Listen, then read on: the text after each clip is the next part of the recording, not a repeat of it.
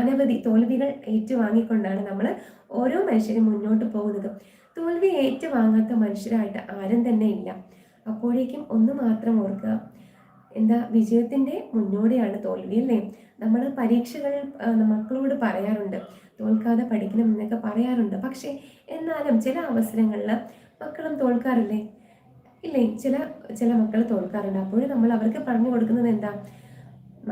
മക്കളെ പഠിക്കുക, നന്നായിട്ട് പഠിക്കുക. എന്നാലും വിജയത്തിന് മുന്നോടിയാണ് തോൽവി. അപ്പോൾ ഇനി കുറച്ചുകൂടി നീ പഠിക്കേണ്ടതായിട്ടുണ്ട്.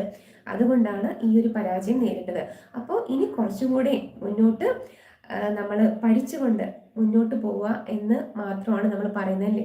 അതുപോലെ തന്നെയാണ് നമ്മുടെ സ്കൂളിൽ മക്കൾ പഠിക്കുന്നത് പോലെ നമ്മുടെ ജീവിതത്തിലും ഓരോ ദിവസവും നമ്മുടെ ജീവിതത്തിൽ നേരിടുന്ന അനുഭവങ്ങൾ നമ്മൾ പഠിച്ചുകൊണ്ട് മുന്നോട്ട് പോകണം, അല്ലേ? ഓരോ അനുഭവങ്ങളും പഠിക്കുക, ഓരോ തോൽവികളും അത് നമ്മൾ മനസ്സിലാക്കുക. നമ്മുടെ ജീവിതത്തെ കുറച്ചുകൂടെ നമ്മൾക്ക് മനസ്സിലാവാനുള്ള ഒരു സന്ദർഭം കൂടിയാണ് കേട്ടോ. അപ്പോൾ അത് മറക്കാതെ നമ്മൾ